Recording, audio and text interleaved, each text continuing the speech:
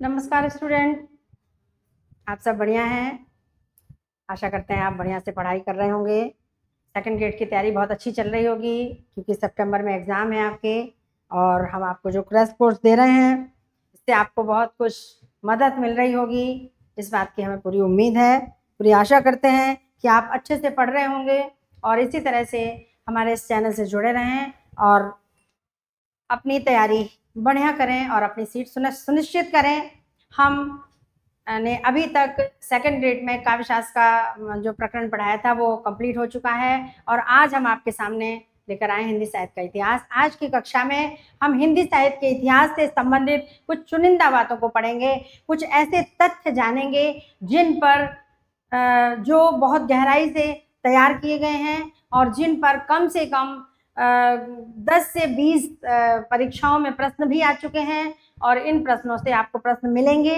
इस उम्मीद के साथ हम इस अध्याय को पढ़ते हैं और तैयारी करते हैं और बहुत सारी चीज़ें ऐसी हैं जिन पर डिस्कस करना जरूरी होता है। हम हिंदी साहित्य का इतिहास याद कर लेते हैं, रट लेते हैं, पर कई बार हम उन पर चर्चा नहीं कर पाते हैं, तो कई बार हमें आते हुए भी हमारा उत्तर गलत हो जाता है क्योंकि कई बार ऐसा होता है कि बहुत सारी चीज़ें सन को लेकर के, रचनाओं को लेकर के, एक नाम की रचनाएं कई लेखकों की हैं और हमने एक पढ़ लिया और दूसरे की वह जानकारी नहीं है कि इसी नाम से, जैसे झांसी की रानी के नाम से जो कविता है वो श्याम नारायण पांडे की है, उपन्यास है वो वृंदावन लाल वर्मा का है। तो इस तरह से हमें ये सारी चीज़ें पता होनी चाहिए। हम केवल एक नाम याद कर लेते हैं और परीक्षा में शायद सही उत्तर देने से वंचित रह जाते हैं।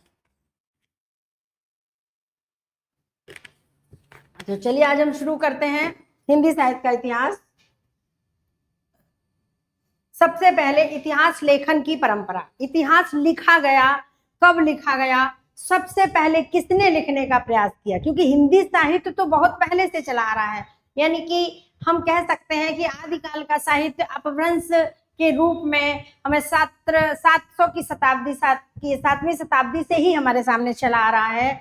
यानी आप देख सकते हैं कि 1050 से 1000 से पहले भी हमें हिंदी का साहित्य प्राकृत और अपभ्रंश के रूप में मिलता है, लेकिन इसकी जो इतिहास के रूप में लिखा गया, यहाँ पर हम सबसे पहले इतिहास लेखन की परंपरा को समझेंगे, फिर उसके बाद इसके स्रोत समझेंगे कि कहाँ कहाँ से इतिहास लिखने के लिए उन लेखकों को, उन विद्वानों को स्रोत प्राप्त हुए और उसके बाद फिर हिंदी साहित्य से संबंधित उनकी प्रथम रचनाएं, प्रथम कवि, किस काल को काल विभाजन, किस काल को कौन सा नाम किस विद्वान ने दिया, इन सब के बारे में हम चर्चा करेंगे आज की कक्षा में। और फिर उसके बाद हिंदी साहित्य के इतिहास के कालों पर विचार करेंगे, आदिकाल, भक्तिकाल, रीतिकाल और आधुनिक काल, क्रम से चलेंगे। सबसे पहले हिंदी साहित्य इतिहास लेखन की परंपरा को देखते हैं। तो देखिए, सबसे पहले नाम आता है गारसादा तासी।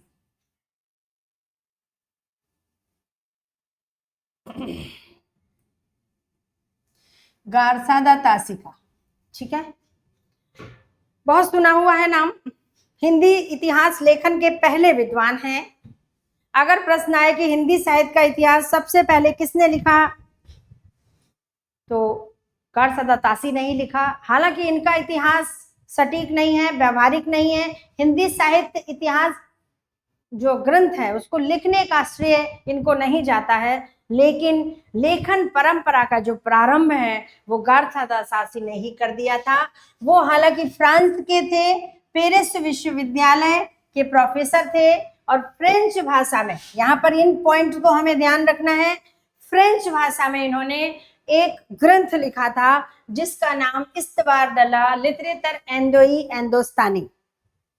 तो ये रचना का नाम है, सबसे अलग है, अलग पता चल जाता है।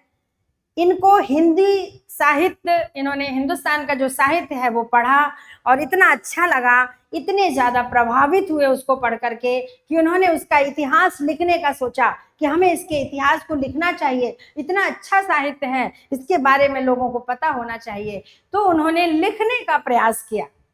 कहाँ बैठे, 7 समंदर पार बैठा एक विदेशी व्यक्ति जिसे हमारे देश के साहित्य से इतना लगाव, जिसने कि उसके इतिहास को लिखने का प्रारंभ तो किया, हौसला तो दिया, कम से कम हिम्मत तो की लिखने की। हमारे देश में बैठे अनेकों विद्वान, इतने एक से एक बड़े से बड़े विद्वान, जिन्होंने पढ़ा तो लेकिन उसकी क्वालिटी समझ में नहीं आई, उसकी विशेषता को नहीं समझा, और उसके बारे में लिखने का तो दूर की बात है, विचार ही कभी नहीं आया। हमारे देश की चीजें अच्छी हैं, हमारे देश के बच्चे अच्छे हैं, हमारे देश की संस्कृति अच्छी है, ये हमें कभी नहीं पता होता है। हम इसको ना मानते हैं और ना ही स्वीकार करते हैं। जब दूसरे देश वाले बताते हैं कि हमारे साहित्य में, हमारी संस्कृति में, हमारे देश के लोगों में क्या विशेषता है, तब हमें पता चलता है। रविन्द्रनाथ टैगोर, हमारे बंगाल के इतने बड़े लेखक, जिन्होंने गीतांजलि जैसी रचना करके प्रसिद्ध हो गए, फिर भी हमारे देश में किसी को नहीं पता। जब स्विट्जरलैंड ने गीतांजलि पर नोबेल पुरस्कार दिया, तब जाकर के हमें पता चला कि हमारे यहाँ भी इतने बड़े बड़े लोग हैं। तो बाहर विदेशियों ने ही बताया, हम अपने बारे में हमेशा नगण्य रहते हैं, ये हमारे देश की परंपरा है, शायद इसीलिए हम अन्य देशों से पीछे हैं। तो देखिए, खैर ये अलग बात है। हम यहाँ पर अपने विषय पर चलते हैं कि वो व्यक्ति 7 समंदर पार बैठ करके हमारे साहित्य के प्रति, हमारी संस्कृति के प्रति इतना आकर्षित होता है कि उसके बारे में लिखने का प्रयास करता है। बड़ा सराहनीय है ऐसा प्रयास, जिसने कम से कम हमारे बारे में सोचा। तो इनका नाम हम कभी नहीं भूलेंगे। गारसादा दासी हिंदी के प्रथम इतिहास लेखक माने गए, इनको प्रथम इतिहास लेखक कहा गया। इनकी रचना इतिहास की प्रथम रचना नहीं है, लेकिन इतिहास लेखक तो ये बन ही गए। इतिहास लिखने का प्रारंभ तो इन्होंने कर ही दिया। तो इनकी जो रचना है स्तवार द ल लिटरेचर एंदोई हिंदुस्तानी, जिसे 2 भागों में प्रकाशित किया गया। पहला भाग 1839 में और दूसरा भाग 1847 में प्रकाशित हुआ। सन को याद रखना है। हम जितना डिस्कस करेंगे, जितना पढ़ेंगे, जितनी चर्चा करेंगे, उतने ही ये सारे पॉइंट, सारे बिंदु हमारे मस्तिष्क में भरेंगे, बैठेंगे और परीक्षा के टाइम हमारे काम आएंगे। तो ये रचना इन्होंने 2 भागों में प्रकाशित की। तो इसके प्रमुख बिंदु, एक तो एक फ्रांस विद्वान थे, फ्रांस के थे, पेरिस यहाँ की राजधानी है, पेरिस के प्रोफेसर थे, पेरिस यूनिवर्सिटी के विश्वविद्यालय के। तो ये सारे पॉइंट हम नोट करते हुए चलेंगे अपनी कॉपी में। विश्वविद्यालय के प्रोफेसर थे, ठीक है, और इनकी रचना जो है वो फ्रेंच भाषा में है और 2 भागों में प्रकाशित है। ये भी हमें इसको अच्छे से तैयार करना है। 2 भागों में प्रकाशित है। पहला भाग 1839 में और दूसरा भाग 1847 में, 8 साल बाद प्रकाशित हुआ। इन पॉइंट्स को, इन बिंदुओं को हमको लिखना है, नोट करना है, तैयारी करनी है। हम अपने नोट्स भी बनाएंगे। हमें कितने भी नोट्स मिल जाएं, कितनी भी किताबें मिल जाएं, कितने भी टीचर पढ़ा दें, पर हमारी परीक्षा में वही याद आता है जो हम अपने हाथ से, अपनी कलम से, अपनी कॉपी में, अपने रजिस्टर में जो नोट्स लिखते हैं, पढ़ते समय जो नोट करते हैं, हमारे दिमाग में वो लॉक हो जाता है। और हम पढ़ते समय अगर हमारा एक भी नोट, अपना बनाया हुआ नोट या रजिस्टर नहीं मिलता है, तो हमारा दिमाग वहीं उलझता है, हमें वही याद आता है, दूसरी चीजें याद नहीं आती हैं। तो सिर्फ हमारा मस्तिष्क 2 चीजों को ग्रहण करता है, एक तो टीचर का पढ़ाया हुआ ज्ञान और दूसरा खुद का बनाया हुआ नोट। खुद का बनाया हुआ जो आपका नोट्स हैं, आपका मैटर है, आपका प्रकरण है, जो खुद बनाते हैं अपने तरीके से, उनको हमने पढ़ा दिया अपने तरीके से। इसका संकलन आप अपने तरीके से करते हैं कि हमें किस क्रम में पढ़ना है, पहले किन चीजों को समझना है। तो देखिए, पहली बात, हिंदी साहित्य इतिहास लेखन की परंपरा का प्रारंभ गारसादा दासी, जो पेरिस विश्वविद्यालय के प्रोफेसर थे, उन्होंने इस लेखन की परंपरा को प्रारंभ किया। इन्होंने एस्तवार द ल हिंदुस्तानी के नाम से, एस्तवार द ल लिटरेचर एंडोई हिंदुस्तानी के नाम से, क्योंकि इन्होंने फ्रेंच भाषा में इसको लिखा, और इसके नाम से एक ग्रंथ लिखा जिसमें हिंदी साहित्य के इतिहास लेखन का प्रारंभ माना जाता है इस रचना को। और इसे 2 भागों में प्रकाशित किया गया, 1839 में और दूसरा भाग 1847 में। 8 वर्षों का अंतराल है। अगर एक याद रह जाए तो दूसरे के लिए 8 वर्ष अपने दिमाग में बैठा लेना, आपको याद हो जाएगा। इसकी अगली विशेषता देखें, यह ग्रंथ वर्णानुक्रम पद्धति में लिखा गया है। वर्णानुक्रम मतलब वर्णों के अनुसार, अ ई ये जो भी वर्णमाला के वर्ण हैं उनके पहले अ नाम से जितने भी लेखक हैं उनके बारे में, फिर अ से, फिर ई से, फिर ऊ से, जैसे शब्दकोश होता है, यानी एक तरह से ये शब्दकोश है। तो वर्णानुक्रम पद्धति पर आधारित है। इसमें हिंदी और उर्दू के कवियों का वर्णन है। इसमें केवल कवियों का वर्णन किया है उन्होंने, कि वो कवि कैसे थे, वो कवि कैसे थे, उन्होंने क्या लिखा, उन्होंने क्या दिया। इस प्रकार से इनको केवल कविवृत्त ही माना गया। हिंदी साहित्य का इतिहास के नाम से इनके ग्रंथ में कुछ भी नहीं है, केवल कवियों का चित्रण किया है। तो आज आगे चल के आचार्य रामचंद्र शुक्ल ने इनके ग्रंथ को केवल इतिहास वृत्त यानी कि इतिवृत्त, इन्होंने इसको केवल कविवृत्त ही माना कि कवियों का चित्रण किया गया है। लेकिन फिर भी इन्होंने लेखन का प्रारंभ किया, इसलिए इनका नाम स्वर्णाक्षरों में हिंदी साहित्य इतिहास लेखन की परंपरा में पहले नंबर पर दर्ज है, जिसे हम कभी भूल नहीं सकते और इनका नाम कभी भुलाया भी नहीं जा सकता। तो देखिए, इसके बाद इसका हिंदी अनुवाद किया गया। क्यों किया हिंदी अनुवाद? क्योंकि ये फ्रेंच भाषा में था और फ्रेंच भाषा में हिंदुस्तान के लोगों को समझ में नहीं आया, तो हिंदी अनुवाद लक्ष्मी सागर वार्ष्णेय ने किया। डॉक्टर नलिन बिलोचन शर्मा ने तासी को हिंदी साहित्य का प्रथम इतिहास लेखक माना। तो लेखक तो माना, किसने माना? डॉक्टर नलिन बिलोचन शर्मा ने।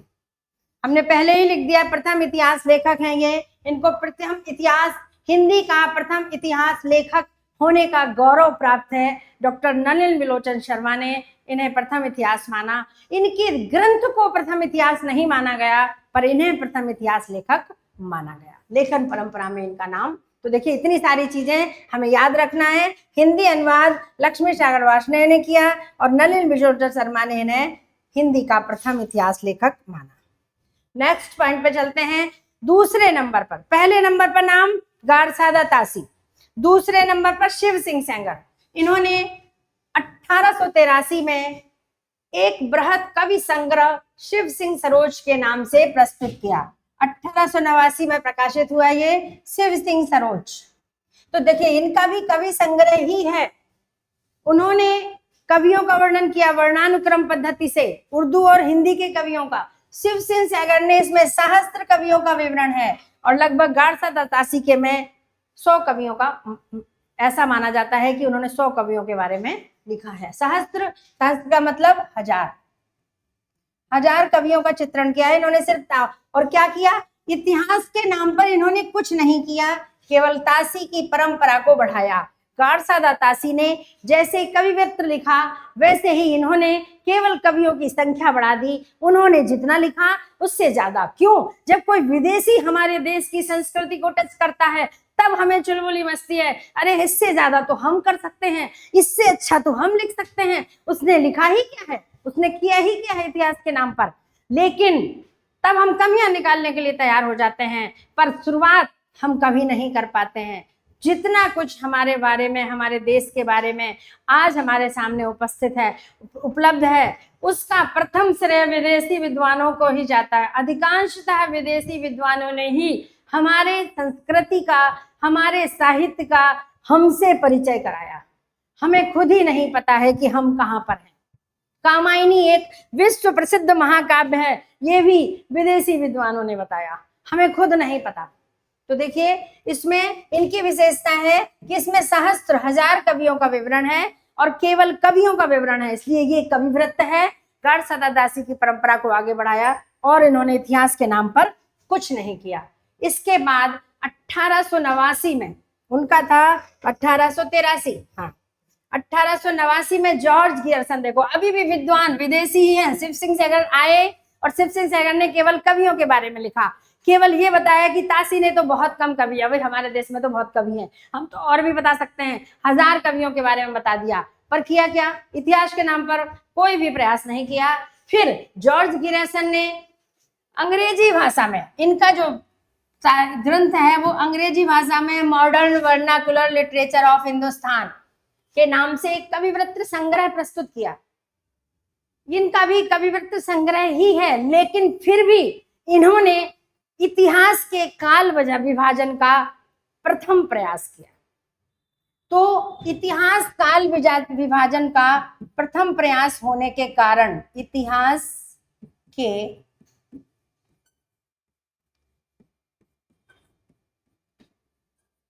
काल विभाजन का प्रथम प्रयास किया, इसलिए इन्हें हिंदी इतिहास का, इनकी जो ग्रंथ को इतिहास लेखन का मानते हैं, है ना। तो देखिए आगे पढ़ते हैं इसके बारे में। इन्होंने प्रस्तुत किया जो पहले एशियाटिक सोसाइटी ऑफ बंगाल पत्रिका में एक विशेषांक के रूप में प्रकाशित हुआ और बाद में ये इसको एक पुस्तक के रूप में प्रकाशित किया गया, modern vernacular literature of Hindustan. इस तरह के प्रश्न भी आते हैं हिंदी साहित्य के इतिहास में, सेकंड ग्रेड में और फर्स्ट ग्रेड में आते हैं और आ भी चुके हैं कि ऐसी कौन सी रचना है जो एशियाटिक सोसाइटी ऑफ बंगाल पत्रिका में प्रकाशित हुई थी, एक पुस्तक के रूप में प्रकाशित होने से पहले। या फिर सीधे प्रश्न आता है कि जॉर्ज गियर्सन की पुस्तक modern vernacular literature of Hindustan पुस्तक के रूप में प्रकाशित होने से पहले किसमें प्रकाशित हुई थी। तो ये सारी चीजें यहाँ पर हमने इन सब बिंदुओं को कलेक्ट करके ये नोट्स तैयार किए हैं कि कम से कम गहराई तक हम हिंदी साहित्य के इतिहास को जान सकें, समझ सकें। पूरा तो कोई नहीं जान सकता, क्योंकि ये हिंदी साहित्य का जो इतिहास है वो एक अथाह सागर है। हम कितना भी पढ़ें कम है, पर हम बिंदु बिंदु पढ़ लें, हम मोती मोती निकाल लें, हम रत्नों को निकाल लें, हमारे लिए इतनी ही बहुत बड़ी बात है, बहुत बड़ा प्रयास है।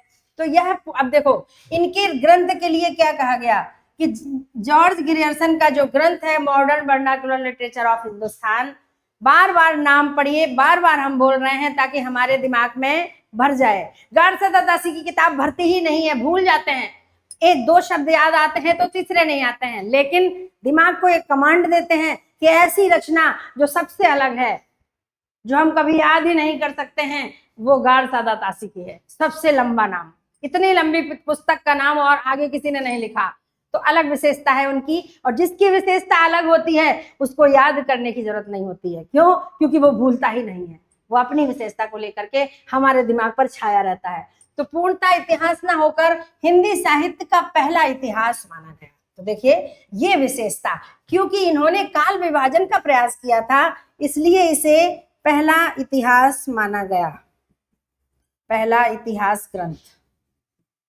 हिंदी साहित्य का पहला इतिहास ग्रंथ है क्या? Modern vernacular literature of Hindustan, George Gierson को। तो देखिए यहाँ पर दो बिंदु निकलकर सामने आए कि हिंदी साहित्य के इतिहास को लिखने का पहला श्रेय, यानी हिंदी साहित्य के इतिहास का प्रथम लेखक गाडसे दासी, और हिंदी साहित्य का प्रथम इतिहास जॉर्ज गियर्सन का the modern vernacular of literature of Hindustan. इसका हिंदी अनुवाद किशोरीलाल गुप्ता ने हिंदी साहित्य का प्रथम इतिहास के नाम से कराया। अब यहाँ भी प्रश्न आता है, ये पुस्तक का नाम आता है हिंदी साहित्य का प्रथम इतिहास, इसके लेखक कौन है? हिंदी साहित्य का प्रथम इतिहास। कभी कभी आता है इसके लेखक कौन है, तो लेखक तो इसके किशोरीलाल गुप्ता हैं, लेकिन कभी कभी प्रश्न आता है इसके मूल लेखक कौन है। मूल लेखक, क्योंकि ये चूंकि अनुवाद है, मूल रचना नहीं है, तो मूल लेखक मूल लेखक जॉर्ज गियर्सन ही होंगे। इसके मूल लेखक जॉर्ज गियर्सन, ठीक है, इसको ध्यान रखें। कभी कभी दो में से एक ही ऑप्शन आता है, या तो किशोरीलाल गुप्ता आता है और या फिर जॉर्ज गियर्सन आता है, या दोनों आते हैं, तो प्रश्न की प्रकृति बदलती है कि इस पुस्तक के मूल लेखक कौन है या इस पुस्तक के लेखक कौन है। लेखक पूछा है तो जॉर्ज गियर्सन ऑप्शन होने के बाद भी किशोरीलाल गुप्ता ही आंसर चेक होगा, और मूल लेखक दिया है तो किशोरीलाल गुप्ता होने के बाद भी जॉर्ज गियर्सन आंसर चेक होगा। इस बात को ध्यान रखें, यहाँ कुछ बिंदु हमें ध्यान देने होते हैं। इसके बाद चौथा प्रयास मिश्र बंधुओं ने किया। मिश्र बंधुओं में तीन थे, गणेश बिहारी, श्याम बिहारी और सुखदेव बिहारी। ये नाम याद रखें, इस पर भी प्रश्न आ चुका है कि निम्नलिखित में से कौन सा मिश्र बंधुओं में नहीं है। तो 3 नाम याद रखिए, चौथा अपने आप पता चल जाएगा, अपने आप पकड़ में आ जाएगा। गणेश बिहारी, श्याम बिहारी, सुखदेव बिहारी, 3 नाम हैं। इन्होंने मिश्र बंधु विनोद नाम से एक ग्रंथ लिखा, रचना लिखी, जिसको 4 भागों में प्रकाशित किया गया। ये 4 भागों में प्रकाशित हुआ। इसके पहले 3 भाग 1913 में और चौथा भाग 1934 में प्रकाशित हुआ। कितने वर्ष बाद? 12 वर्ष बाद, 15 वर्ष बाद प्रकाशित हुआ। 15 नहीं, 25 वर्ष बाद। तो देखिए इस तरह से हम देख सकते हैं 22, 23, 13, 23, 33, 21 वर्ष बाद प्रकाशित हुआ। लगभग 21 वर्ष बाद इसका अगला अंतिम भाग प्रकाशित हुआ। 4 भागों में प्रकाशित हुआ। मिश्र बंधुओं का गणेश बिहारी, श्याम बिहारी, सुखदेव बिहारी।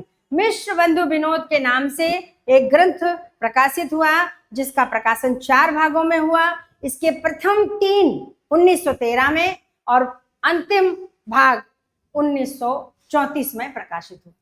हिंदी साहित्य का इतिहास इतिवृत्तात्मक लेखन सर्वप्रथम इसी ग्रंथ। इतिवृत्तात्मक मतलब क्रमवार वर्णन, क्रमवार वर्णन मतलब कि जैसा हुआ है, जैसे हिंदी में साहित्य लिखा गया है, उसी क्रम से उसका इतिहास भी लिखा गया।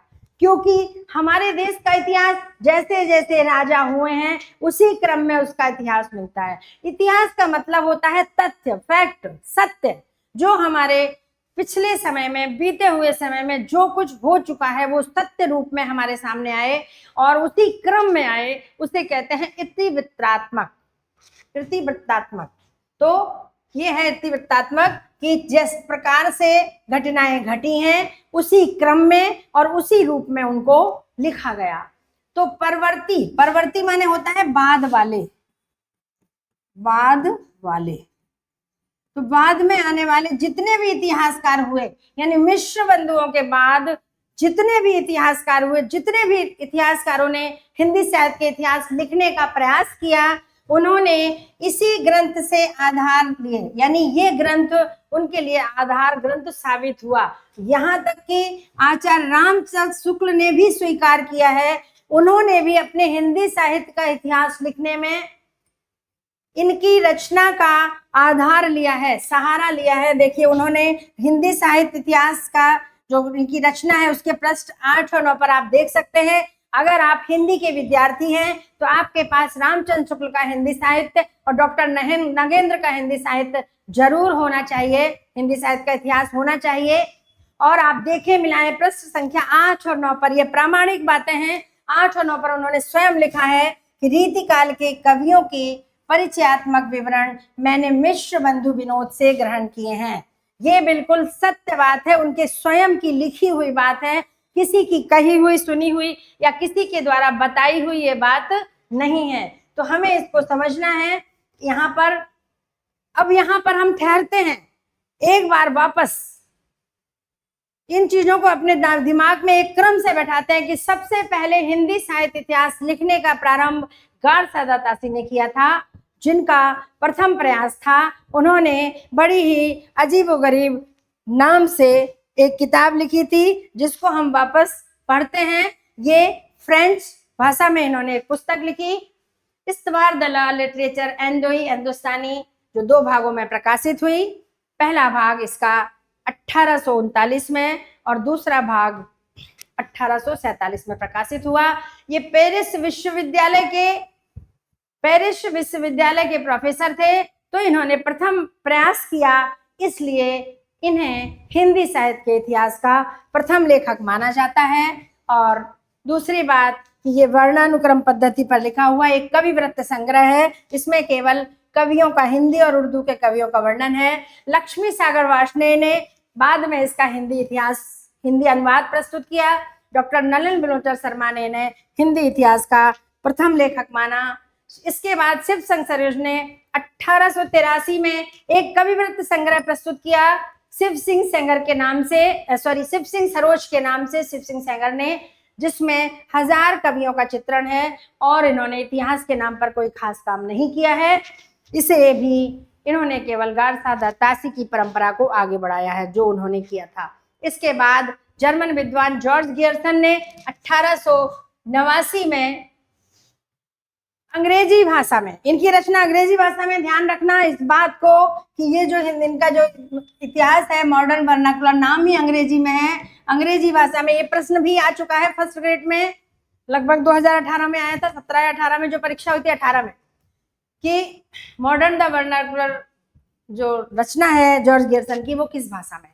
अंग्रेजी भाषा में, निस्संदेह अंग्रेजी भाषा में है। इसका हिंदी अनुवाद हिंदी साहित्य का प्रथम इतिहास के नाम से किशोरीलाल गुप्त ने किया और इनके मूल लेखक जॉर्ज गियर्सन ही माने जाते हैं। यह रचना, यह ग्रंथ पुस्तक के रूप में प्रकाशित होने से पहले एशियाटिक सोसाइटी ऑफ बंगाल पत्रिका में एक विशेषांक के रूप में प्रकाशित हुआ था। यह पूर्णतः इतिहास ना होकर फिर भी साहित्य का पहला इतिहास माना गया। क्यों? क्योंकि इसकी एक विशेषता है, इन्होंने काल विभाजन का प्रथम प्रयास किया। भले ही इनका काल विभाजन सटीक नहीं है लेकिन फिर भी प्रयास किया। जैसे कि गारसा दत्तासी का इतिहास नहीं है लेकिन फिर भी लेखन का प्रयास किया। उन कवियों के बारे में लिखना, किसी के बारे में एक क्रम से लिखना भी एक इतिहास ही होता है। इतिहास की सारी विशेषताएं नहीं है लेकिन फिर भी होता है। हम अपने परिवार के बारे में एक लेख लिख दें तो वो भी एक इतिहास ही होता है। बीते हुए समय के बारे में लिखना एक इतिहास ही कहलाता है। तो इस तरह से इन्होंने काल विभाजन का प्रयास किया, इसलिए इन्हें हिंदी साहित्य का प्रथम इतिहास माना गया। इसके बाद मिश्र बंधु हैं गणेश बिहारी, सुखदेव बिहारी, श्याम बिहारी। इन तीनों ने मिलकर मिश्र बंधु विनोद के नाम से एक रचना की जो आगे आने वाले कवियों के लिए एक आधार ग्रंथ साबित हुआ, क्योंकि पहली बार इसमें इतिवृत्तात्मक रूप से, यानी जिस क्रम से साहित्य रचनाएं हुई हैं उसी क्रम से उस काल को नाम दिया गया, उसी क्रम से उस काल का विभाजन किया गया, उसी क्रम से उसका वर्णन किया गया। इसलिए इस ग्रंथ को हिंदी साहित्य के इतिहास के लिए बहुत ही महत्वपूर्ण माना गया। यहाँ तक कि आचार्य रामचंद्र शुक्ल ने भी अपनी पुस्तक हिंदी साहित्य के इतिहास के पृष्ठ नंबर 8 और 9 पर लिखा है कि मैंने भी अपनी रचना के लिए हिंदी साहित्य के, यानी इतिहास के लिए, इसके आधार के लिए हमने जितने भी परिचयात्मक कवियों के परिचय के जो विवरण थे वो हमने मिश्र बंधु विनोद से ही ग्रहण किए हैं। यानी कि जब रामचंद्र शुक्ल ने इनकी पुस्तक को प्रमाणित कर दिया, इसका मतलब कि इनकी पुस्तक का, मिश्र बंधु विनोद का हिंदी साहित्य के इतिहास में एक बहुत महत्वपूर्ण स्थान है। प्रश्न इस तरह भी आता है कि, और आ भी सकता है कि ऐसा हिंदी साहित्य के इतिहास का कौन सा ग्रंथ है जो आगे, जो सभी इतिहास का आधार ग्रंथ है या आधार बना? तो मिश्र बंधु विनोद है। ध्यान रखना, ये 4 भागों में प्रकाशित है। पहले 3 भाग 1913 में और अगला अंतिम भाग 1934 में, लगभग 20-21 वर्ष बाद प्रकाशित हुआ। इसके बाद आए आचार्य रामचंद्र शुक्ल, जिन्होंने हिंदी साहित्य का इतिहास 1929 में प्रस्तुत किया, जो हिंदी साहित्य के इतिहास का सबसे सटीक इतिहास ग्रंथ माना गया। इसके बाद संशोधन की आवश्यकता नहीं हुई। किसी भी विषय में, किसी भी क्षेत्र में जब कोई सटीक रचना आ जाती है तो फिर उसके बाद वाली रचनाओं का उतना महत्व नहीं रह जाता, या थोड़ा बहुत संशोधन चलता है, पर एक सटीक चीज आने के बाद लोगों का ध्यान वहीं रुक जाता है। हम कभी भी पूछते हैं हिंदी साहित्य के इतिहास को तो किसने लिखा? रामचंद्र शुक्ल। बहुत सारे लोगों ने हिंदी साहित्य का इतिहास लिखा लेकिन रामचंद्र शुक्ल का नाम ठहर गया, क्योंकि उन्होंने सबसे सटीक, सबसे व्यवस्थित और सबसे व्यवहारिक काल विभाजन किया, सबसे व्यवहारिक ग्रंथ प्रस्तुत किया। इसलिए उनका ग्रंथ एक महत्वपूर्ण स्थान रखता है। जैसे काव्य शास्त्र में मोहम्मद का काव्य प्रकाश आया, उसके बाद ज्यादा विवेचन की आवश्यकता नहीं हुई। तो देखिए, इनका जो सबसे पहले नागरी प्रचारणी सभा पत्रिका में एक हिंदी शब्द सागर की भूमिका के नाम, ये प्रश्न भी आ चुका है। 2010 का जो एग्जाम हुआ था उसमें फर्स्ट ग्रेड में ये प्रश्न आया था कि कौन सी रचना नागरी प्रचारणी सवारी पत्रिका में हिंदी शब्द सागर के रूप में प्रकाशित हुई थी? तो हिंदी शब्द सागर के रूप में ये रचना प्रकाशित हुई थी, रामचंद्र शुक्ल की हिंदी साहित्य का इतिहास, जो बाद में ये परिवर्तित और विस्तृत करके इसको पुस्तक के रूप में लाया गया। शुक्ल जी ने शिव सिंह सेंगर, क्योंकि शुक्ल जी बहुत बड़े समीक्षक, मीमांसक, इसीलिए उनके नाम के आगे आचार्य लगता है, आचार्य रामचंद्र शुक्ल। इन्होंने आलोचनाएं की, बहुत बड़े आलोचक बने। तो इन्होंने शिव सिंह सेंगर और ग्रियर्सन को केवल इतिहास वृत्त कहा है, उनकी रचनाओं को इतिहास नहीं माना है। हालांकि अभी हम पढ़ चुके हैं कि जॉर्ज ग्रियर्सन को प्रथम इतिहास, उनकी रचना को हिंदी साहित्य का प्रथम इतिहास माना गया, लेकिन फिर भी उन्होंने भी कवियों का ही वर्णन किया है और थोड़ा सा काल विभाजन दिया है, इस कारण से माना गया। लेकिन रामचंद्र शुक्ल नहीं मानते हैं। रामचंद्र शुक्ल ने मिश्र बंधु विनोद को ही हिंदी इतिहास की प्रथम रचना माना है, क्योंकि रामचंद्र शुक्ल हिंदी साहित्य में एक ऐसे आलोचक हैं जिनकी धारणाएं सबसे अलग हैं, सबसे अलग चलते हैं। डॉक्टर नगेन को पढ़िए, डॉक्टर नगेन की धारणाएं रामचंद्र शुक्ल से विपरीत हैं, बिल्कुल। जिस चीज को ये मानते हैं उसको वो नहीं मानते हैं। तो बहुत सारे विद्वान हैं जो इनकी बात नहीं मानते हैं, लेकिन रामचंद्र शुक्ल, जिनको हम कह सकते हैं एक जिद्दी प्रवृत्ति के व्यक्ति थे, उन्होंने जो कह दिया वो कह दिया। उनकी पुस्तक पढ़ेंगे तो आपको पता चलेगा उनकी धारणाएं, उनकी मान्यताएं, कि वो किसी की बात नहीं मानते थे, उन्हें जो सही लगता था वही कहते थे। ऐसे संसार में बहुत कम होते हैं। तो देखिए, शिव सिंह सेंगर की रचना को और ग्रियर्सन के इतिहास को इन्होंने केवल कविवृत्त कहा है, केवल मिश्र बंधु की रचना को उन्होंने इतिहास की रचना माना, और यह भी स्वीकार किया कि मैंने भी कवियों के परिचय के लिए उनके रचना से आधार ग्रंथ लिए हैं, आधार लिए हैं, और आगे आने वाले सभी इतिहासकार इस रचना के आधार पर ही हिंदी साहित्य का इतिहास लिख सकेंगे। इसके बिना कोई इतिहास नहीं लिखा गया। जब रामचंद्र शुक्ल ने नहीं लिखा तो अन्य किसी का तो मतलब ही नहीं बनता। इसके बाद लगभग एक दशक बाद, यानी 10 वर्षों के बाद, हिंदी साहित्य के इतिहास में एक बहुत बड़े आचार्य आए, एक बहुत बड़े आलोचक आए, जिन्होंने आचार्य रामचंद्र शुक्ल की दी गई मान्यताओं को खंडित किया और पूर्ण प्रमाण के साथ खंडित किया, उनकी आलोचना की, उनको लोगों को बताया कि इन्होंने जो काल विभाजन दिया है, इन्होंने जो इतिहास के बारे में लिखा है, वो किस आधार पर लिखा है, वो कहाँ तक सही है, उसके लिए उन्होंने प्रमाण भी प्रस्तुत किए और इनकी मान्यताओं को खंडित किया। पूरे साहित्य के इतिहास में किसी भी विद्वान की हिम्मत नहीं हुई रामचंद्र शुक्ल की मान्यताओं को खंडित करने का, उनको गलत साबित करने का। लेकिन 10 वर्ष बाद आचार्य हजारी प्रसाद द्विवेदी आए, जिन्होंने इनकी मान्यताओं का खंडन किया। 1940 में हिंदी साहित्य की भूमिका, वैसे तो इनकी बहुत सारी रचनाएं हैं, आगे आई हैं, पर इनकी प्रथम रचना है हिंदी साहित्य की भूमिका, जो 1940 में प्रकाशित हुई। क्योंकि रामचंद्र शुक्ल की 1929 थी, तो लगभग एक दशक के बाद, एक दशक तक तो रामचंद्र शुक्ल की मान्यताएं ही चली हैं, सब उनके ही अनुसार लिखते गए, पढ़ते गए, उनकी बात मानते गए, जैसा उन्होंने कह दिया वैसा ही चलता रहा। लेकिन एक दशक बाद 1940 में हिंदी साहित्य की भूमिका ग्रंथ प्रकाशित हुआ, जो हजारी प्रसाद द्विवेदी ने प्रस्तुत किया। ये क्रम और पद्धति की दृष्टि से इस ग्रंथ में इतिहास के नाम पर कुछ नहीं है। क्रम और पद्धति की दृष्टि से अगर देखा जाए तो ना तो सही क्रम है, ना इनकी इतिहास लिखने की कोई पद्धति है, लेकिन इन्होंने इतिहास लेखन के लिए नई सामग्री और नई व्याख्याएं प्रदान की। ये इनकी विशेषता है। हजारी प्रसाद द्विवेदी की अपनी यही विशेषता है कि जो कुछ भी रामचंद्र शुक्ल ने कहा था, या उनके परवर्ती माने पहले आने वाले विद्वानों ने, प्रश्न बहुत आते हैं परीक्षा में, हिंदी की परीक्षा में, इतिहास में, परवर्ती और पूर्ववर्ती बहुत लिख कर आता है, हम कंफ्यूज हो जाते हैं कि इसका मतलब क्या है। तो ध्यान रखें, जिसके बारे में पूछ रहे हैं, जैसे तुलसी के परवर्ती, तुलसी से पहले हुए वो परवर्ती, और तुलसी के बाद हुए वो पूर्ववर्ती। सॉरी, परवर्ती मतलब बाद में और पूर्ववर्ती मतलब पहले। पूर्व माने पहले।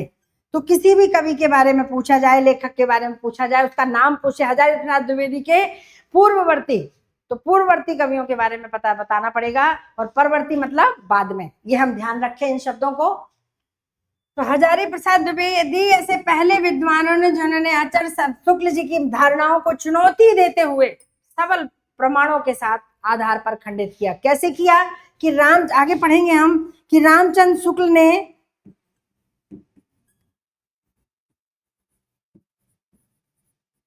शुक्ल ने हिंदी साहित्य के इतिहास के प्रथम काल को वीर गाथा काल कहा। ठीक है,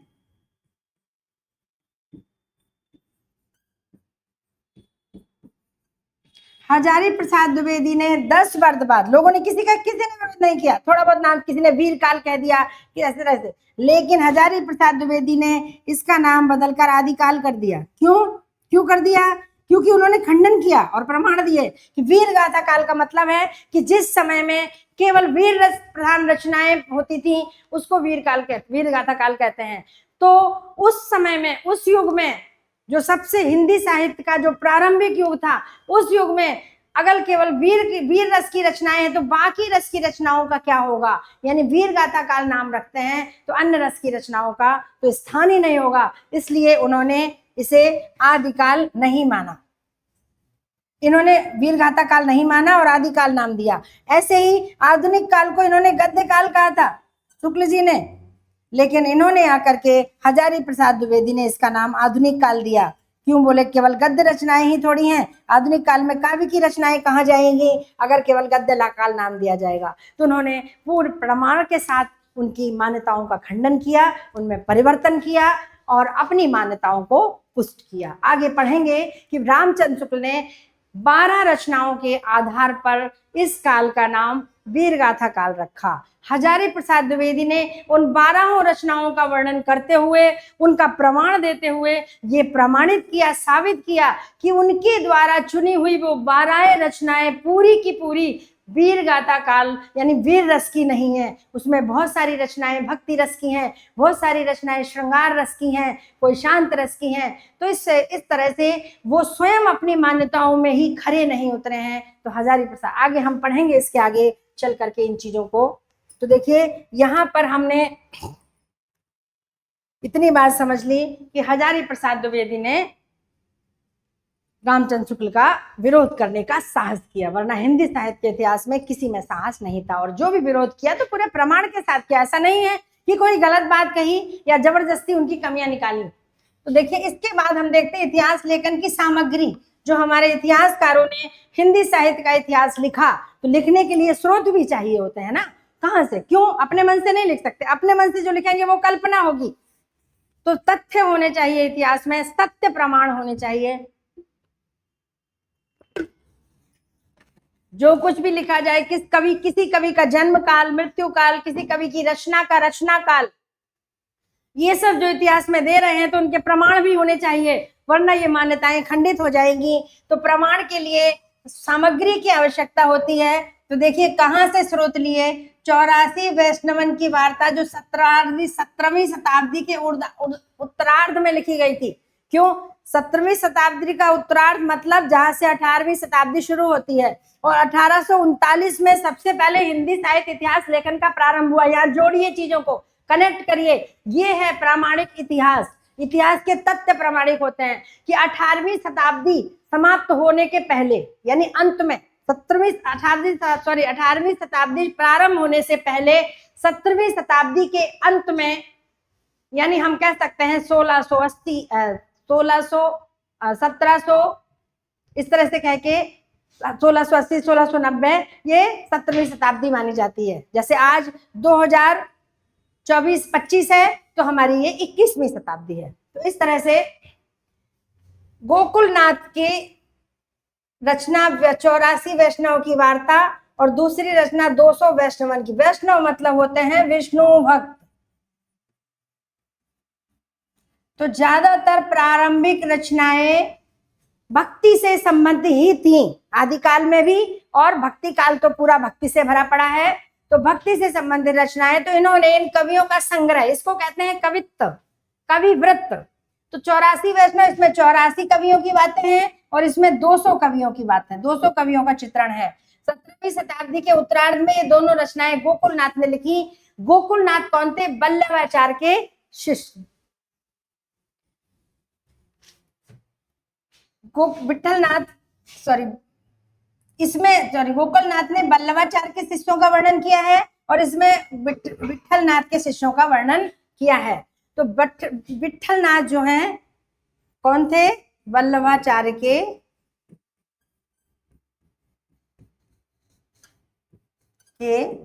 पुत्र थे। कौन? विठलनाथ। तो गोकुलनाथ ने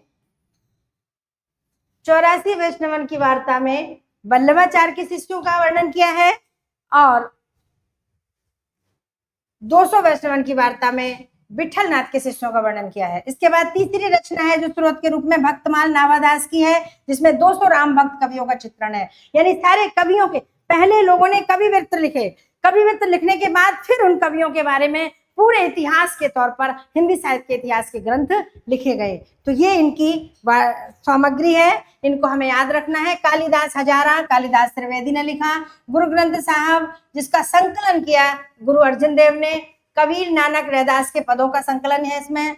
हिंदी साहित्य की अधिकांश सामग्री राजस्थान के संग्रहालयों से प्राप्त हुई। आज हम आपको बता दें कि जितना हिंदी साहित्य के इतिहास का स्रोत है, जितनी भी पुरानी हस्तलिपियां हैं, वो आज भी राजस्थान के संग्रहालयों में सुरक्षित हैं। वो बीकानेर, जोधपुर, बहुत सारे, उदयपुर, बहुत सारे संग्रहालय राजस्थान में हैं।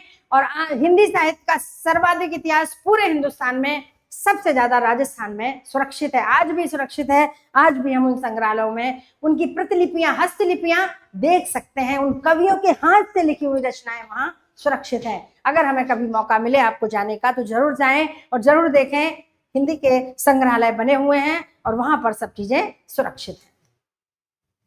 तो ये हुई हमारे हिंदी साहित्य के इतिहास के लिए आधारभूत सामग्री। एक बार हम इनको वापस, सबसे पहले 84 वैष्णवन की वार्ता, 17वीं शताब्दी के उत्तरार्ध में इनकी दोनों रचनाएं हैं। पर 84 वैष्णवन की वार्ता में जो है वल्लभाचार्य के शिष्यों का वर्णन है, 84 शिष्यों का, और 200 वैष्णवन की वार्ता में विठलनाथ के 84 शिष्यों का, 200 शिष्यों का वर्णन है, भक्त कवियों का वर्णन है। क्योंकि इसीलिए वैष्णव लिखा है, वैष्णव मतलब विष्णु के भक्त। और उसके बाद भक्तमाल नावादास ने, भक्त नावादास की जो रचना है भक्तमाल है, ये भी प्रश्न, इस पर भी प्रश्न आता है। 200 राम भक्त कवियों का, नावादास की भक्तमाल में कितने कवियों का वर्णन है? 200, और वो भी राम भक्त, कृष्ण भक्त नहीं, राम भक्त कवियों का चित्रण किया गया है। कालिदास ने कालिदास त्रिवेदी ने, कालिदास हजारा, ये कालिदास वो शकुंतला वाले कालिदास नहीं है, ध्यान रखें। गुरु ग्रंथ साहब एक रचना है जिसमें संकलन हुआ है कवियों का, और जिसने संकलन किया है अर्जुन देव ने, कबीर नानक रैदास के पदों का संकलन है। हिंदी साहित्य की इतिहास की जो जितनी भी हस्तलिखित सामग्री है वो राजस्थान के संग्रहालयों से प्राप्त हुई है, आज भी सुरक्षित है। तो ये हुए हमारे हिंदी साहित्य के इतिहास के स्रोत। तो पहले हमने पढ़े हिंदी साहित्य इतिहास के लेखन में किन किन कवियों का क्रम रहा, किन किन विद्वानों ने, और अंत में आकर के रामचंद्र शुक्ल ने एक सटीक इतिहास प्रस्तुत किया, जिसकी कुछ मान्यताओं का खंडन 10 वर्ष बाद हजारी प्रसाद द्विवेदी ने किया, जो एक सत्य था, सटीक था, प्रामाणिक था। इसके बाद हमने पढ़े हिंदी साहित्य के स्रोत, जहां से इतिहास लिखने के लिए आधार मिले। और अब हम देखते हैं हिंदी साहित्य से संबंधित कुछ रचनाएं, जो हिंदी साहित्य इतिहास की रचनाएं हैं, किन किन ने किस किस नाम से लिखी हैं, इन पर भी प्रश्न आते हैं। तो सबसे पहले हिंदी साहित्य का इतिहास, रामचंद्र शुक्ल, डॉक्टर रामकिशोर वर्मा, रमाशंकर रसाल, इन तीनों ने एक ही नाम से रचना लिखी। देखिए इस तरह से कंफ्यूज हम होते हैं, एक ही नाम से लिखी। हमने केवल पढ़ा है हिंदी साहित्य का इतिहास रामचंद्र शुक्ल, जबकि 3 हैं, और अगर एग्जाम में आ गया और उसमें रामचंद्र शुक्ल का नाम नहीं है, अन्य नाम कोई और है, और एक नाम डॉक्टर रामकिशोर वर्मा या रमाशंकर रसाल का है, तो हम सोचते हैं कि ये प्रश्न गलत है, ये तो हिंदी साहित्य का इतिहास रामचंद्र शुक्ल का है। तो यहाँ प्रश्न गलत है, उत्तर नहीं है, ये है दुनिया की चीजें हमारे दिमाग में आती है, ऐसा नहीं है। ये हम तभी करते हैं जब हमें सही जानकारी नहीं होती है, इसलिए हमें सही जानकारी लेनी है। रामचंद्र शुक्ल, रामकिशोर वर्मा और रमाशंकर रसाल, तीनों ने एक ही नाम से रचना की है। हिंदी साहित्य का इतिहास, ये भी यही नाम है, लेकिन डॉक्टर नगेंद्र की ये रचना नहीं है, इन्होंने केवल संपादन किया है, ये संपादक हैं इसके। हिंदी साहित्य की भूमिका के नाम से हजारी प्रसाद द्विवेदी ने लिखा। हिंदी साहित्य का आलोचनात्मक इतिहास राम कुमार वर्मा ने लिखा। हिंदी साहित्य का अतीत विश्वनाथ प्रसाद ने लिखा। हिंदी साहित्य का प्रथम इतिहास हम बता चुके हैं किशोरीलाल गुप्त का है। और अगर इसके मूल लेखक आ जाएं अगर प्रश्न में, तो मूल लेखक इसके होंगे जॉर्ज ग्रियर्सन, जिन्होंने अंग्रेजी में लिखा है। हिंदी साहित्य का वैज्ञानिक इतिहास गणपति चंद्र गुप्त ने लिखा है, जो 2 भागों में प्रकाशित है। हिंदी साहित्य का नया इतिहास डॉक्टर राम खिलावन पांडे ने लिखा हुआ है। तो इस तरह से ये थी वो कुछ रचनाएं जो हिंदी साहित्य के इतिहास की रचनाएं हैं। थोड़े थोड़े नाम से अंतर है और हम इनके नाम हमें याद नहीं रहते हैं, इसलिए इनको पढ़ेंगे, समझेंगे, याद करेंगे। हिंदी साहित्य का दूसरा इतिहास, प्रथम इतिहास किशोरीलाल गुप्त, दूसरा इतिहास डॉक्टर बच्चन सिंह। हमें ध्यान रखना है, प्रथम इतिहास किशोरीलाल गुप्त, हिंदी साहित्य का दूसरा इतिहास नाम से डॉक्टर बच्चन सिंह, हिंदी साहित्य के नाम से डॉक्टर धीरेन्द्र वर्मा, आधुनिक हिंदी साहित्य लक्ष्मी सागर वार्ष्णेय, आधुनिक साहित्य का इतिहास कृपाशंकर रसाल, हिंदी साहित्य का बृहद इतिहास, बहुत बड़ी रचना है ये 16 भागों में प्रकाशित है। डॉक्टर राजबली पांडे के नेतृत्व में 100 से अधिक विद्वानों द्वारा ये लिखा गया है। बहुत प्रामाणिक ग्रंथ है, 16 भागों में। ध्यान रखिए, इस पर भी प्रश्न आ चुका है सेकंड ग्रेड की परीक्षा में। हिंदी साहित्य के इतिहास में ये प्रश्न आ चुका है कि हिंदी साहित्य का बृहद इतिहास कितने भागों में प्रकाशित है। कोई 18 कहता है, कोई 20 कहता है, कोई, लेकिन सटीक यहाँ पर हम आपको जो तथ्य दे रहे हैं वो बिल्कुल प्रामाणिक है। आप देख सकते हैं, कहीं भी ये गलत नहीं होगा। आरपीएससी ने 16 ही माना है। 16 भागों में प्रकाशित डॉक्टर राजबली पांडे के नेतृत्व से शताधिक विद्वानों, 100 शताधिक मतलब 100 से अधिक विद्वानों के द्वारा ये लिखा गया है। जो मेन इसके मुख्य लेखक है राजबली पांडे, उनके नेतृत्व में ये चला लिखा है। तो देखिए, यहाँ पर हमने हिंदी साहित्य के इतिहास से संबंधित कुछ रचनाओं के बारे में पढ़ा, रचनाओं के बारे में समझा। और अब आगे देखते हैं हिंदी साहित्य का इतिहास का काल विभाजन। तो देखिए, काल विभाजन सबसे पहले जॉर्ज गियर्सन ने, आपको बताया था कि जॉर्ज गियर्सन ने काल विभाजन प्रस्तुत करने का प्रथम प्रयास किया, इसीलिए उनके ग्रंथ को हिंदी साहित्य के इतिहास का प्रथम ग्रंथ माना जाता है। लेकिन ये काल विभाजन वैज्ञानिक नहीं है, देख सकते हैं आप। अब हम इनको पढ़ेंगे, समझेंगे, लेकिन इनका प्रथम प्रयास था तो हम इसे भूल नहीं सकते। जैसे गारसादा तासी के लेखन की परंपरा को प्रारंभ करने का प्रयास जो प्रथम था उसे भुलाया नहीं जा सकता, ऐसे ही जॉर्ज गियर्सन के काल विभाजन के प्रथम प्रयास को किसी भी रूप में विस्मृत नहीं किया जा सकता है। हमेशा काल विभाजन के जब प्रश्न आएगा तो पहला काल विभाजन जॉर्ज गियर्सन का ही माना जाएगा। भले ही वैज्ञानिक नहीं है, सटीक नहीं है, हिंदी साहित्य के इतिहास के क्रम के अनुसार नहीं है, लेकिन फिर भी प्रयास तो उन्होंने किया, वो भी विदेशी विद्वान। तो मानना पड़ेगा कि हमारे लिए कोई विदेशी काम ही कर रहा है, प्रारंभ ही कर रहा है, तो हमारे लिए बड़े गौरव की बात है। तो देखिए, इनका काल विभाजन सबसे पहले चारण काल 1700 से 1300, 1700 से 1900, सॉरी ये सन गलत हो गया है, यहाँ पर हम कंफ्यूज हो रहे हैं। 1700 नहीं हो सकता है, ये कुछ गड़बड़ी है इसमें, आपको देखकर बताएंगे।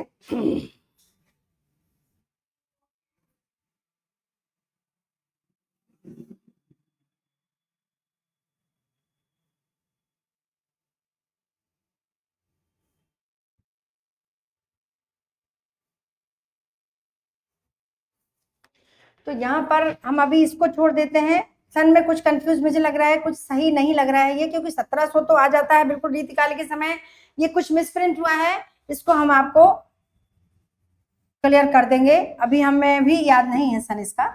देखिए, चारण, हम यहाँ पर केवल इनके नाम का क्रम देखते हैं। सबसे पहले चारण काल, क्योंकि सबसे पहले जो रचनाएं मिली वो भाट कवियों की रचनाएं थी, जो राजा के दरबार में बिरदावली गाया करते थे। जैसे कि चंद बरदाई भी भाट कवि थे, पृथ्वीराज चौहान के बारे में, कवियों के बारे में वृद्धावलियां गाया करते थे, उनकी तारीफी किया करते थे, उनके वर्णन सुनाया करते थे, जिनको भाट कहते थे, चारण, जो उनकी शैली को चारण कहा गया। इसलिए उनकी रचनाओं के कारण इन्होंने उस पहले काल को चारण काल नाम दिया, जिसको कि रामचंद्र शुक्ल ने वीरगाथा काल दिया, चारण। उसके बाद दूसरा इन्होंने 15वीं शताब्दी का पुनर्जागरण। अब ये 15वीं, अब जब 15वीं आ गई तो यहाँ 15 से पहले का ही होगा, ये यहाँ सन हमें सटीक बता देंगे आपको हम अगली कक्षा में। 15वीं शताब्दी का पुनर्जागरण मतलब कि 15वीं शताब्दी जब आई तो ये वाला काल पहले का ही होगा। जैसे कि रामचंद्र शुक्ल कहते हैं कि 1050 से 1350 तक, है ना, यह है आदिकाल, तो लगभग यही होगा। ये 1300 तो सही लग रहा था, पर 1700 नहीं है, वो 1200 हो सकता है, 1100 हो सकता है, 1000 हो, 700 होगा। जहां तक है ये जो सन है, बिल्कुल अब थोड़ा सा मुझे याद आ रहा है, 700 से 1300 होगा। जहां 1700 लिखा है ना, देखिए एक सेकंड, अभी आपको बताते हैं, अभी क्लियर हो गया, आ गया याद मुझे। ये देखिए, ये इसको हटा देते हैं तो ये हो गया 700, ये है इसका 700 से 1300, बिल्कुल 1700 नहीं हो सकता, क्योंकि 1700 में तो रीतिकाल ही समाप्त हो गया। 1700 के बाद तो 1700 से और 1900 तक, 1700 तक सॉरी, भक्ति काल समाप्त हो गया था। इसलिए यहाँ पर हम 700 से 1300 है, ये मिसप्रिंट हो गया है। 15वीं शताब्दी का यानी 13 के बाद फिर 15वीं शताब्दी का जो पुनर्जागरण है, यानी नए तरह का साहित्य रचना हुई। पहले थोड़ी दूसरों की वृद्धावली, राजा की वीरता का बखान करना, उनकी प्रशंसा करना, श्रृंगारिक रचनाएं करना, इस तरह का कुछ प्रचलन था। लेकिन फिर कवियों ने यहाँ पर आकर के 15वीं शताब्दी में आकर के, यानी 1400 के बाद जब भक्ति काल प्रारंभ हुआ, 1375 के बाद जब जैसे ही 14वीं और 15वीं शताब्दी लगी तो भक्ति काल प्रारंभ हुआ और वहां पर रचनाएं स्वांतः सुखाय होने लगी। कवि दरबारी कवियों से निवृत्त होकर के, दरबारी कवियों से दूर होकर के अपनी खुशी के लिए रचनाएं करने लग गए। क्योंकि उस समय भक्ति आंदोलन उठा, इसलिए उस समय कहते हैं पुनर्जागरण काल था, तो उन्होंने उस समय का नाम, इस काल का नाम पुनर्जागरण काल दिया। उसके बाद जायसी की प्रेम कविता, उसी काल में एक भाग उन्होंने वर्णित किया, विभाजन किया जायसी की प्रेम की कविता, क्योंकि जायसी प्रेम के कवि थे, है ना, प्रेम मार्गी थे। जैसे कबीर ज्ञान मार्गी, मलिक मोहम्मद जायसी प्रेम मार्गी, इतना हम पढ़ चुके हैं, हमें सबको आता है। और तुलसीदास जी राम मार्गी और सूरदास जी कृष्ण मार्गी। तो यहाँ पर इन्होंने एक नाम दिया जायसी की प्रेम कविता का, दूसरा विभाजन किया ब्रज का कृष्ण संप्रदाय यानी कृष्ण मार्गी को दिया ब्रज का कृष्ण संप्रदाय। फिर मुगल दरबार, मुस्लिम शासक का था, तो एक भाग का नाम उन्होंने मुगल दरबार दे दिया कि मुगलों के दरबार में कविताएं रची जाती थी, उस कविता के काल को मुगल दरबार नाम दे दिया। और इसके बाद आगे हम देखते हैं, इन्होंने लगभग 10 या 11 विभाजन किए। फिर तुलसीदास की रचना काल दे दिया, फिर रीति काल दे दिया नाम, रीति काव्य नाम दे दिया। फिर तुलसीदास के अन्य परवर्ती कवि यानी तुलसीदास के बाद में जो कवि हुए उनका नाम, फिर 18वीं शताब्दी का साहित्य दे दिया कि उस काल को 18वीं शताब्दी नाम दे दिया। फिर उसके बाद अंग्रेजी कंपनी शासन में हिंदुस्तान, यानी कंपनी शासन में हिंदुस्तान की रचनाएं साहित्य किस रूप में थी वो दिया। और अंतिम दिया महारानी विक्टोरिया के शासन में हिंदुस्तान, जो ब्रिटेन की महारानी थी उनका शासन हुआ, उसमें हिंदुस्तान की साहित्य की कवियों की क्या स्थिति थी।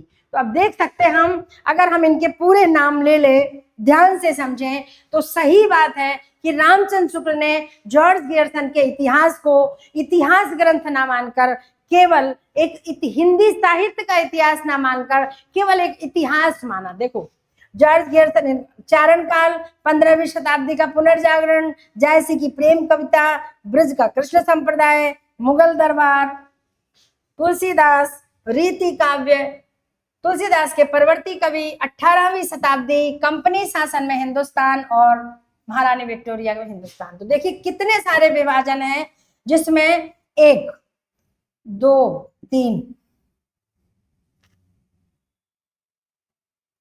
4 और 5, ये 5 नाम ऐसे हैं। 15वीं शताब्दी का पुनर्जागरण, मुगल दरबार और 18वीं शताब्दी कंपनी शासन में हिंदुस्तान, महारानी विक्टोरिया के शासन में हिंदुस्तान। ये काल विभाजन, ये नाम तो ऐसे हैं जो किसी भी एंगल से हिंदी साहित्य के इतिहास का विभाजन नहीं लगता। ये इनका जॉर्ज गियर्सन का काल विभाजन हिंदी साहित्य के इतिहास का काल विभाजन कम, हिंदुस्तान का इतिहास ज्यादा लगता है। इनके जो नामकरण हैं, जो भी नाम इन्होंने दिए हैं, वो केवल एक नाम इनका जरूर थोड़ा सा सही बैठता है, रीति काव्य जो उन्होंने सही दिया है।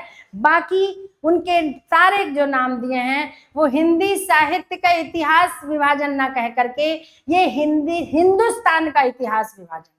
यानी ये हिंदी साहित्य के इतिहास कम लगता है और हिंदुस्तान का इतिहास ज्यादा लगता है, इसलिए इनके इतिहास ग्रंथ, इसको इतिहास ग्रंथ की जो उपाधि नहीं मिली है। फिर आया मिश्र बंधुओं का काल विभाजन।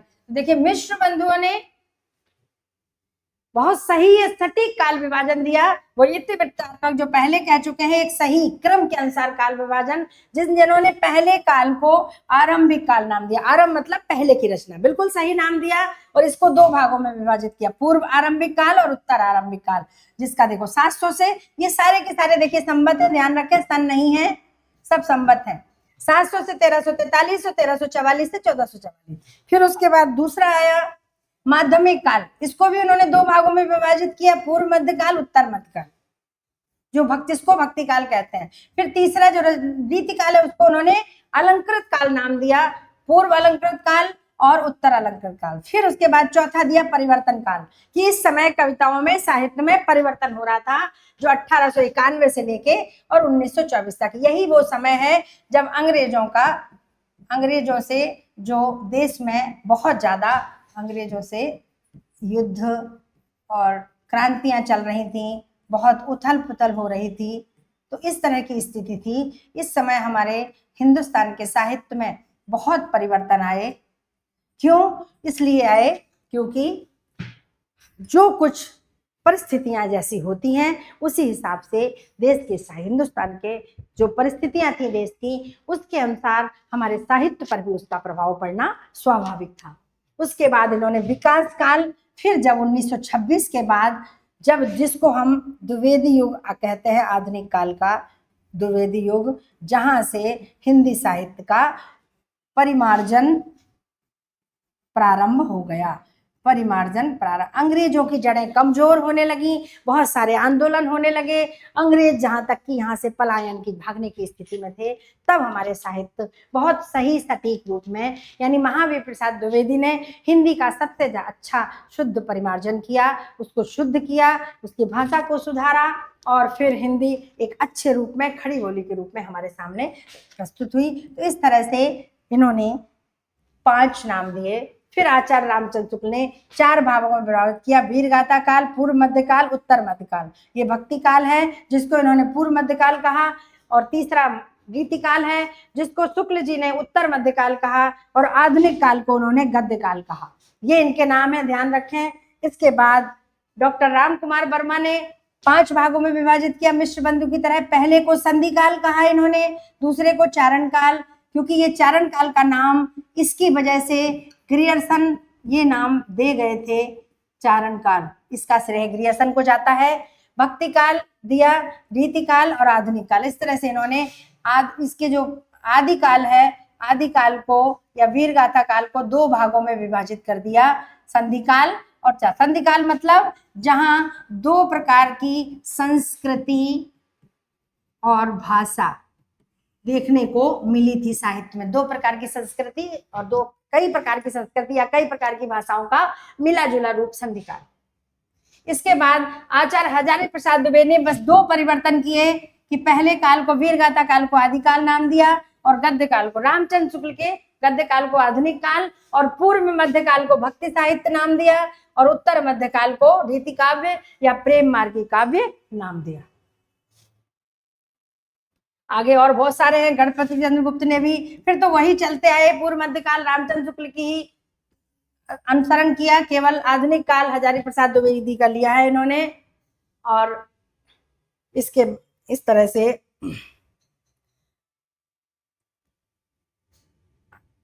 हम देखते हैं कि जितने भी काल विभाजन हुए, उन काल विभाजन के अनुसार ही अब यहाँ प्रश्न आते हैं कि किसने किस काल को क्या नाम दिया। इस पर भी हम थोड़ा सा विचार कर लेते हैं। तो हमारा ये इतिहास लेखन की परंपरा और इतिहास की जो प्रारंभिक स्थिति है, हमारे काल विभाजन से पूर्व की जो स्थिति है, वो प्रकरण यहाँ पर पूर्ण हो जाएगा। फिर अगली कक्षा में हम हिंदी साहित्य के चारों कालों का विस्तार से अध्ययन करेंगे। तो यहाँ हमें सिर्फ इतना देखना है कि आदि काल को देखो, चारण काल ग्रियर्सन ने कहा पढ़ चुके हैं, संधि और चारण काल दो नाम डॉक्टर राजकुमार के पढ़ चुके हैं, वीरगाथा काल रामचंद्र शुक्ल ने दिया, प्रारंभिक काल मिश्र बंधुओं ने दिया, हम पढ़ चुके हैं, आदि काल हजारी प्रसाद दुबे ने दिया। ये पांचों नाम जो है हम काल विभाजन में पढ़ चुके हैं, तो हमारे लिए आसान हो गया। चारण काल ग्रियर्सन ने ही दिया है, ये इनको ही श्रेय जाता है। इसके बाद कुछ नाम और हैं, महावीर प्रसाद द्विवेदी ने बीज वपन काल, विश्वनाथ ने वीर काल, राहुल सांकृत्यायन ने सिद्ध सामंत काल, अपभ्रंश काल दिया धीरेन्द्र वर्मा और बच्चन सिंह ने, अंधकार काल कमल कुलश्रेष्ठ, शून्य काल गणपति चंद्र गुप्त और संक्रमण काल हरिश्चंद्र। देखिए ये याद करना पड़ेगा क्योंकि ये इतिहास है। इसको क्यों कहा ये नहीं, इसका कोई यहाँ पर चित्रण वर्णन नहीं है, बस ये कहा है। जो क्यों जिनका कहा है वो पांच हम आदिकाल इसके काल विभाजन के अंतर्गत हम पढ़ चुके हैं, समझ चुके हैं। अब इन चीजों को, ये सारे नोट्स आप अपने पास सुरक्षित रखें और इनको पढ़ें। क्यों, जब पूरा इतिहास हमारे सामने होता है तो हमें समझ में नहीं आता है हम कहाँ से तैयारी करें, इस तरह से हमारी तैयारी अधूरी रह जाती है। ऐसे ही रीति काल को भी अलंकृत काल मिश्र बंधु का है, कला काल रमाशंकर साल का है, रीति काल रामचंद्र शुक्ल का है, रीति श्रृंगार काल भागीरथ मिश्र का और श्रृंगार काल विश्वनाथ प्रसाद मिश्र का। तो इस तरह से ये हमारी काल विभाजन की प्रक्रिया लगभग पूरी समाप्त हो जाती है। आज की कक्षा हम यहीं पर समाप्त करते हैं और अगली कक्षा में हिंदी साहित्य इतिहास के चारों कालों को लेकर के आपके सामने उपस्थित होंगे। यहाँ पर प्रथम कवि के बारे में भी हम थोड़ा देख लेते हैं। आप इसको स्क्रीनशॉट कर लीजिए, आप रख लीजिए, जैसे भी देखना चाहें। यहाँ पर स्वयंभू को प्रथम, हिंदी का प्रथम कवि, क्योंकि हम ये नहीं कह सकते कि हिंदी का प्रथम कवि कौन है। हर विद्वान ने अपनी अपनी दृष्टि से कहा है, इसलिए हमें सबका पढ़ना पड़ेगा और जिस प्रकार से प्रश्न आएगा उसी प्रकार से उत्तर देना होगा। राम कुमार वर्मा स्वयंभू को मानते हैं। शिव सिंह के अगर कवि पुण्य, ये कवि पुष्प भी हैं और इनको कभी कभी कवि पुण्य भी कहते हैं। सरहपा रामचंद्र शुक्ल, नगेंद्र और राहुल सांकृत्यायन तीनों ने सरहपा को माना, इसलिए सरहपा को सबसे पहले माना जाता है। हजारी प्रसाद द्विवेदी अब्दुल रहमान को मानते हैं, गणपति चंद्र गुप्त शालीभद्र सूरी को, गुलेरी कवि मुंज को और बच्चन सिंह विद्यापति को। इस तरह से हर विद्वान के अपने मत हैं। ये चीजें आपको याद करनी है और ध्यान रखना है। परीक्षा में जिसके लिए पूछा जाए, राम कुमार वर्मा ने किसे हिंदी साहित्य का प्रथम कवि माना, तो राम कुमार वर्मा ने स्वयंभू को। इस तरह से प्रश्न आएंगे। इस तरह आज की ये इतिहास लेखन की परंपरा, हिंदी साहित्य इतिहास का प्रारंभिक रूप, काल विभाजन और कालों का नामकरण और प्रथम कवि के बारे में हमने आज की कक्षा में पढ़ा। आशा करते हैं आपको समझ में आ गया होगा। और वैसे भी अब तो इतिहास है, इतिहास को क्या ही समझाया जाए, इतिहास तो हमें रटना ही पड़ता है। कुछ चीजें हम जब कक्षा में चर्चा करते हैं तो हमारे दिमाग में बैठ जाती हैं, बस इसीलिए हम इनको पढ़ते हैं, बार बार बोलते हैं, बार बार समझते हैं। कल की कक्षा में हम आपको हिंदी साहित्य के चारों कालों के बारे में चर्चा करेंगे। वहाँ मुख्य बिंदु, मुख्य कवि, मुख्य रचनाएं, मुख्य रचनाओं की मुख्य मुख्य विशेषताएं क्या क्या हो सकती हैं, कौन से मुख्य कवि हैं। क्योंकि वैसे तो भंडार है, हम साल भर पढ़ेंगे तो भी हिंदी साहित्य का इतिहास समाप्त नहीं होगा, लेकिन फिर भी हम कोशिश कर रहे हैं कि जितना ज्यादा से ज्यादा सटीक और सही सामग्री हम तैयार कर लें, अपने पास इकट्ठी कर लें, ताकि हमें परीक्षा की तैयारी के लिए थोड़ी सहजता हो जाए, थोड़ी सरलता हो जाए और आसानी हो जाए। इसी आशा के साथ आज की कक्षा यही समाप्त करते हैं। बहुत बहुत धन्यवाद। अगली कक्षा में अगले प्रकरण के साथ आपसे फिर भेंट होगी।